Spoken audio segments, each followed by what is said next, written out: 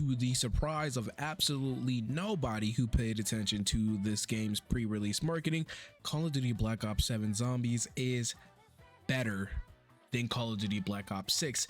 And I think it's not controversial to say that Call of Duty Black Ops 7, as it stands right now, is on track to become the best incarnation of modern zombies to date.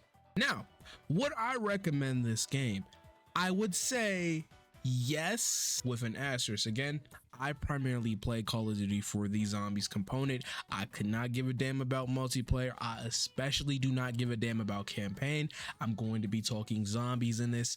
I'm sure there's enough videos already on YouTube talking about how this game pisses upon Black Ops 2 legacy. I don't care about all that. Well, if we really want to have that conversation, the post Call of Duty Black Ops 2 campaign has been shot in the ass 80 billion times over ever since Black Ops 3 came out. But for some reason, I keep seeing people try to hop out and act like that game's campaign was good. Don't try and go boom. Fucking what is we talking about? Anyways, back on topic. COD Zombies BO7 Ashes of the Dam. I did have the opportunity to play for this, and I promise you, if you liked Black Ops 6, you would like this game. If you didn't like Black Ops 6 because you weren't a fan of the modern mechanics, I would implore you, I would advocate that it is worth finding a way to obtain a Game Pass Ultimate subscription to try this game out, because God forbid, I don't think this game is worth $70. Beyond the conversation of I don't think most games are worth $70, I didn't think Black Ops 6 was worth $70. I especially feel like a lot of the core components of the zombies experience feels like this could have been a year 2 update for Black Ops 6. However, putting that to the side, I think I am a huge fan of all of the additions to this modern entry. I think the addition of Curse Mode in particular, because I'm gonna keep it 100 with y'all, ever since Curse Mode got unlocked, I have not touched the standard mode. I don't give a fuck about any of that shit. And on that topic, let's talk about the elephant in the room first. Curse Mode. Did Curse Mode save zombies? It's too early to tell. However, I would argue that Curse Mode surprised me. It genuinely surprised me, because even right now, I have that itch, that little heroin addict mindset. I want to get back on the game, and I want to play more zombies, and I want to play more Curse Mode, because I never realized how much I missed that aspect of having to focus up on hoarding and managing your points and just building your points. You know what? I admit it. I was wrong. I'm sorry. We need all point system defenders, because y'all was right in the end. I was a dummy. That's the only time I ever gonna apologize to y'all. And in fact, on the topic of the point system, a lot of the conversation, a lot of the speculation that surrounded this game and its lead up to launch was about that said point system. And what does BO3 inspired mean? Now, I'm being real, I do not care enough to sit here and micromanage and test this game a billion times over, but what I did notice is that shotguns in particular offer points per pellet that they can now accurately contribute. They can be a part of the conversation of a point making gun, and I love that so much. That was actually one of the biggest fears that I had, assuming a context where the classic point system returns, is that I love being able to not feel limited to not using my personal favorite weapon class just because it was invalid as a point making option. However, I'm happy to say that that has been alleviated. Now, I got a couple hot takes about this that I think a lot of OG diehards are not gonna mess with, and people who have been staunchly on the side of I want old zombies back. Listen, in case you haven't realized it, you're not gonna get it back. I hate to be that guy. You're not gonna get your Black Ops 3 carbon copy sequel. It's been long since dead and done, unfortunately. So if you're still holding out for hope, I'm gonna tell you to pack your bags and kick it to the curb now. But for the people who stuck around, I am a little bit joyful. I think joyful is the correct word, because truthfully, I feel like the classic point system has returned a lot of my love for zombies. Now, the one caveat of this system, the Curse Mode, is that you do not have all of the HUD elements, and particularly the map. Now, doing the main quest can be a little bit tricky just because you are now back in the older days of not having any HUD to, or not a HUD, but necessarily a map, objective notifications. You have to go pick up and figure out shit on your own, and by figure out shit, you go and you type in Mr. Waffle Waffles and you watch his ass, and then you pull up the live stream and then you see Noah 456 cheated just like Mr. Waffle Waffle, and then you close YouTube for the rest of the day because you're like, the fuck is going on? But regardless of that point, it felt a little jarring going back to that core zombies experience of the lack of a holding hand, telling you what you got to do, telling you how much time left you have for your objectives, and just having to figure it out and wing it a little bit. I would always advocate to anyone, I think it is worth learning the map that currently is released in standard and then hop into curse so you can get a proper feel for it. But regardless of that, I missed it. It felt like seeing an old friend after a long time. And I'm happy to say that if they can lock down on this system, I think Black Ops 7 will end up being the greatest zombies experience post Black Ops 3, unless your name is CJ Santana. Earlier I mentioned that I had some controversial opinions regarding this entry, and I'm gonna jump into those controversial opinions. And for the sake of this video, I should have probably said it earlier, I'm not talking about the Easter egg. I think the Easter egg is solid. However, that boss fight is the Führer. I'm not going to talk about him because, quite frankly, everyone's made the point. I got some controversial hot takes that I think a lot of people are not going to jive with. So first, on the chopping block, I've seen a lot of people look at this map and then still turn around and ask for a one-to-one transit remake. And on that note, I've seen that people think that this map will be better if the bus was to return in any capacity, because a lot of people got the idea from the trailers and the promotion of this map that they're going to get a transit remake. And this ended up being more of a spiritual successor to the transit. And to those group of people who wanted some of those older transit elements, particularly the bus, go fuck yourself. I'm not sugarcoating it. I think you take the bus from transit and you put it in this map. While it is fun to have a moving defensive vehicle, something that you have to make sure you keep the zombies out of as you travel from destination, I think having all the agency be in the player's hands to travel in between destinations makes for a so much more fun experience, and I'm more willing to want to go to the other areas of the map, on top of the added fast travel being the jump pads in between all the maps. My one question mark is, I thought Janice Towers would have been the central point you would have used to jump between everything and not the Ashwood section. But hey, regardless of that fact, I thoroughly enjoy the experience of jumping between, and quite frankly, I like the experience of driving old Tessie in between POIs. I wish old Tessie had a little bit more handling, especially in that boss fight, but we gonna ignore it. Another thing that I see a lot of people talk about is they believe the no weapon rarity conversation is back yet again.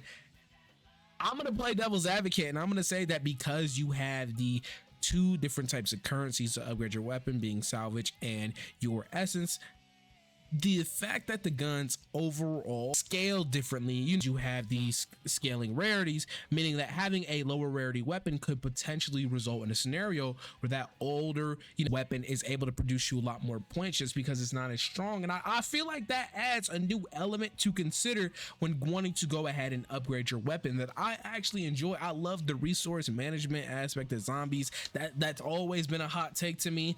I thought salvage for the most part was a cool idea, a cool concept being used for a separate section of equipable items. However, it has not always been executed properly.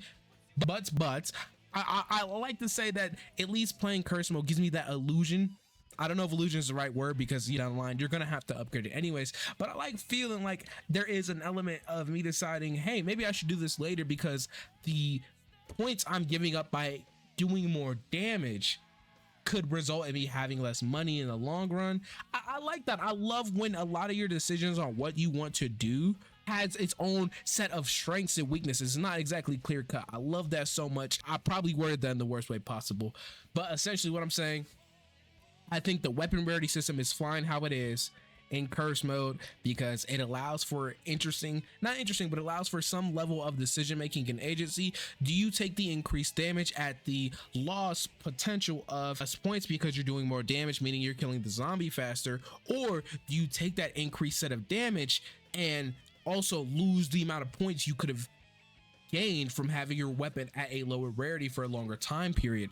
That's the point I'm making about why I think weapon rarities in Curse is fine, because again, Curse is not a classic mode. It was never advertised as a classic mode, and it will never be a classic mode. I'm sorry. Now for the elephants in the room, the armor tiering system. And let me make this very clear, I do not like the experience of picking up and plating your armor every time you get a slight nick or two. I understand they introduced the Vulture's Aid augment where it automatically places it onto you. I get that. I understand it.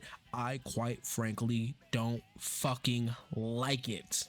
But however, I have to understand that with the way Treyarch designed this game mode, if you remember in the pre-release, in the lead up to Call of Duty Black Ops 7 Zombies being released, Treyarch said that they were not interested in removing the armor plates. I'm gonna play the clip. So at first I was upset like many other individuals, because I truly was tired of just that core experience of having to pick up and plate.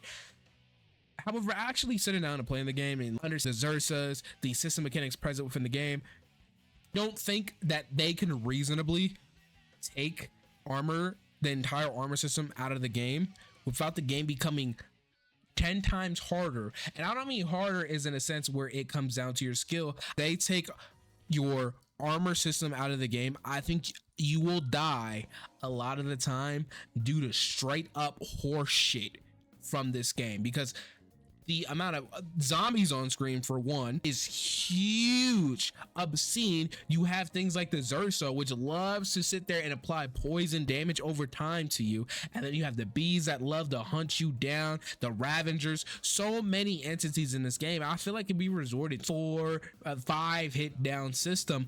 I think this game would legitimately not be fun at all. And that's my hot take. That's my hot take. Again, I understand the people who want a more classic experience. However, actually playing this game and seeing the decision making team behind Treyarch kind of explain their thought process, I don't think that would ever happen, just because it would require them to rebalance the entire game. We would more than likely have to revert back to having 24 zombies around and something like that in nature. And quite frankly, it might be a hot take, but I love how when you're playing efficiently, the rounds fly by. I kind of enjoy that. I feel rewarded for being able to understand the game and use that to my advantage of being able to min-max the time between rounds. Again, a lot of the older high round players might severely disagree with me on that portion. That's cool. You have your opinion, I got my opinion, and quite frankly, playing this game, I do not see a world where you will not have to have armor in this game. Now, I understand that within the curse mode that you do, depending on how many relics you select, have the option to have golden armor. And to be honest, I would much rather that be baked into the core curse mode and not just as a upgrade for diminishing how strong you are. I listen, that it's a crazy take and it's a low-key a band-aid solution, but I would much rather have a armor system that regens over time or corresponds to zombie kills than to not have it at all. I don't think a shield would work in this modern incarnation of zombies in any way, shape, or form. And I think that's the cold, hard, honest truth that a lot of people are not willing to take or understand. You don't have to don't like it, because again, I don't like the armor plating experience, but unfortunately that's the truth. And while I'm yapping on this topic, a lot of the smaller things I enjoy about Black Ops 7 are the system mechanic changes. Your knives being able to crit and by extension being able to last longer because of that. I always love the experience of knifing in these games, and I'm so happy I can continue to do that. A lot of the new augments they introduce, you know what, they're pretty decent, pretty enjoyable, along with the ability to pick 2 minor augments once you fully finish and kit out a set. That's cool. It gives you something to grind for, especially for a lot of people like me who had their Black Ops 6 progress carry over to Black Ops 7. For people who skipped over 6 and went to 7 so 8 could eat 9, I'm a little nervous for you. You might have to put in at least 10 more hours into this game. I think around when everything's all said and done in Black Ops 6, I had about 200-ish hours, and I still didn't have everything maxed out. I just had the field upgrades and the perks and a couple of the ammo mods because I did not give a fuck about most of them. However, I I enjoy it. I have fun playing this game more than I had with Black Ops 6. Fun always felt like it was an asterisk to it, instead of where in Black Ops 7 I could just say up front that playing curse mode, I have a lot more fun playing this game. And hopefully Treyarch, when they add more relics, when they add more maps, I'm very hopeful, and by hopeful I mean cautiously optimistic. Unfortunately, I feel like a lot of people are not going to care the further we go down, just because Black Ops 7 has that huge stigma around it for valid reasons. The campaign sucks. All of the Studio Ghibli AI images in this game, it's slop, it's bad, it's awful, unfortunately. So even if Treyarch knocks it out of the park, it's gonna suck, because this is probably still gonna be one of the more forgotten Call of Duty experiences. But hey, let me know if you rock it with it down below. I personally am thoroughly enjoying curse mode. As you know, I talk about zombies occasionally on this channel. I don't always talk about Sonic and fucking other Nintendo things. I like talking about my little mature baby game. But that's it. I'm gonna go ahead and I'm gonna stare at a wall or something because I'm bored. I'm out of here.